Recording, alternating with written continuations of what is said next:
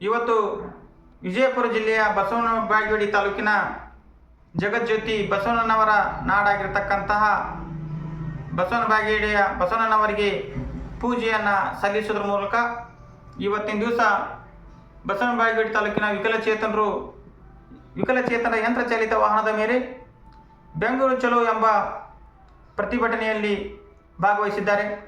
ಹಾಗೆಯೇ ಇವತ್ತು ಬಸವನ ಬಾಗೇವಾಡಿಯಿಂದ ಇಳಕಲ್ವರೆಗೆ ಹೋಗಿ ಇಳಕಲಲ್ಲಿ ವಾಸ್ತವ್ಯವನ್ನು ಮಾಡಲಿದ್ದಾರೆ. ಜೊತೆಗೆ ಚಿತ್ರದುರ್ಗಕ್ಕೆ ಹೋಗಿ ಚಿತ್ರದುರ್ಗದಲ್ಲಿ ವಾಸ್ತವ್ಯವನ್ನು ಮಾಡಿ ಹಾಗೆಯೇ ದಿನಾಂಕ 20/3/2025 ಬೆಂಗಳೂರಿನಲ್ಲಿ ಹೋಗಿ ವಾಸ್ತವ್ಯವನ್ನು ಮಾಡಿ ಅಲ್ಲಿ ಬೇರೆ ಬೇರೆ ಜಿಲ್ಲೆಯಿಂದ ಬೇರೆ ಬೇರೆ ಹೋರಾಟಗಾರರು, ವಿವಿಧ ಸಂಘ ಸಂಸ್ಥೆಯವರು ಎಲ್ಲರೂ ಒಗ್ಗೂಡಿಸಿಕೊಂಡು ದಿನಾಂಕ 21/3/2025 ಒಂದು ಸರ್ಕಾರಕ್ಕೆ ಪ್ರತಿಭಟನೆಯ ಮೂಲಕ ನಮ್ಮ ವಿಕಲಚೇತನರ ವಿವಿಧ ಸಮಸ್ಯೆಗಳು ಹಾಗೂ ವಿಶೇಷವಾಗಿ ನಮಗೆ 2013ರಿಂದ ಇಲ್ಲಿವರೆಗೆ ಯಾವುದೇ ವಿಕಲಚೇತನ ಮಾಸಾಸನವನ್ನು ಹೆಚ್ಚಿಗೆ ಮಾಡಿರುವುದಿಲ್ಲ.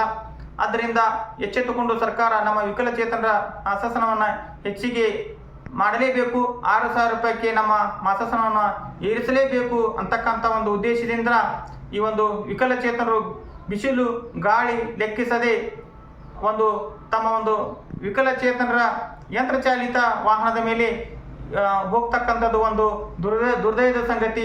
ಸರ್ಕಾರ ಎಚ್ಚೆತ್ತುಕೊಂಡು ಈ ವಿಕಲಚೇತನರ ಮಾಸಾಸನವನ್ನು ಹೆಚ್ಚಿಗೆ ಮಾಡಲಿ ಅಂತಕ್ಕಂಥ ಒಂದು ಉದ್ದೇಶದಿಂದ ಎಲ್ಲರೂ ಹೊಂಟಿದ್ದೇವೆ. ನನ್ನ ಹೆಸರು ರಾಜು ತೇರ್ದ, ಕರ್ನಾಟಕ ಅಂಗವಿಕಲರ ರಾಜ್ಯ ಒಕ್ಕೂಟ ಜಿಲ್ಲಾ ಘಟಕ ಬಾಗಲಕೋಟೆ. ನಮಸ್ಕಾರ.